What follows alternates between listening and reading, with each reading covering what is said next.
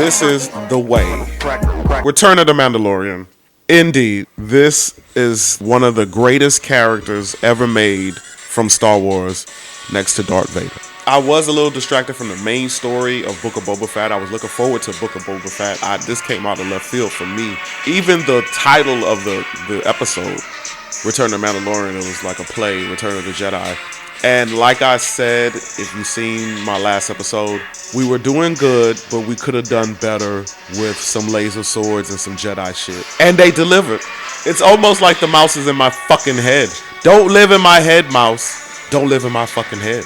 You gotta pay rent just like we gotta pay you thousands of dollars to come see you. Opening scene pays homage to Mandalorian Season 1, Episode 1 with the bounty. I loved it. Callback. I loved him coming in there armed to the teeth with the dark saber and the Beskar spear and letting the dog people know. I don't know what the fuck kind of people they were. They looked like bulldogs or something of that nature. He's like, yo, I bring you in warm, I bring you in cold. And he brought them motherfuckers in cold. It was slice and dice season. And you can tell, spoiler alert, you can tell he had no experience with the darksaber.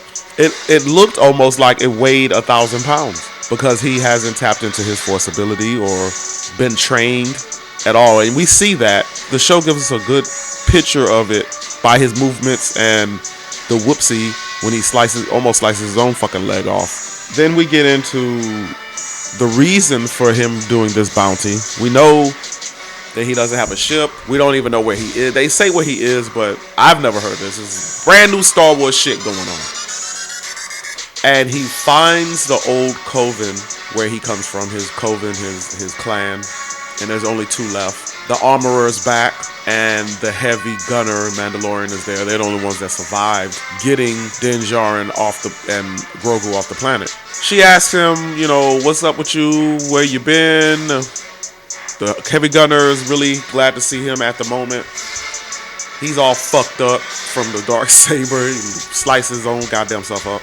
And he presents the darksaber to them, and they both freak out. And then here we go into heavy lore for the darksaber, history of the darksaber, history of the Mandalorian, the only Jedi to be a Mandalorian. They went into all of that. The heavy gunner sees his opportunity, almost like Black Panther. It was like M'Baku and T'Challa fighting to see who's going to be the leader, and we got a whole scene of that. As we know, the Mandalorian prevailed. The armorer starts asking questions, start quoting the creed, and as we know in season 2, Din broke the creed by taking his helmet off, and that activates the quest for Mandalorian season 3. I thought I was just getting a little taste of that. I was happy for it, but I'm like, yo, why are we intersecting Boba Fett's story with season 3? I guess we couldn't wait. The nerds couldn't wait. So we got a little bit more. They melt down the Beskar spear because the armorer just didn't like it, because she was like, yo, the metal is not made for weapons, it's made for armor.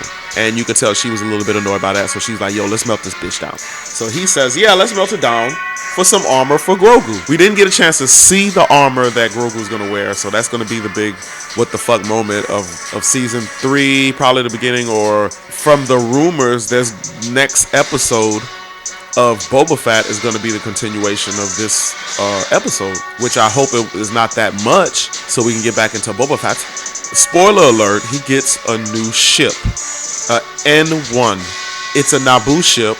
I don't want to say it's the same ship Anakin flew in episode 1 as a child, him and R2-D2, but it damn sure looked like it. And they souped that bitch up, him and the little chick from Tatooine, because he goes to Tatooine. But he doesn't go to help Boba Fett. He doesn't talk to Boba Fett. He just goes there for a new ship. And they have a whole building montage. The mechanic he always deals with is, you know, telling her jokes and having comic relief, talking about how she slept with a Jara and he has a hairy dick. But they build a N1 starfighter and suit that bitch up.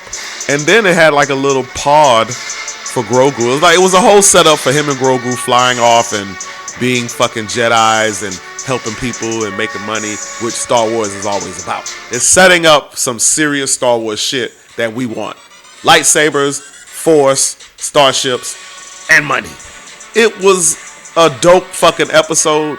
I kind of miss Boba Fett, I'm not gonna lie. But what I'm saying is, they gave us a taste, but it's like, yo, finish up Boba Fett and then give us the Mandalorian. It's like, you give us a little taste, and now we gotta wait a whole goddamn year before we see the Mandalorian and what's going on with him and Grogu. It's just too much of a teaser. A whole episode, probably 2 episodes, just to tease the shit out of us. So we'll see how everything unfolds. Say what the fuck you want to say. This is some major Star Wars content and the best thing I've seen since fucking the original trilogy. This is the Cracking from the Cracking Podcast, and that was my review of Book of Boba Fett, Episode 5, Return of the Mando motherfucking Lorian.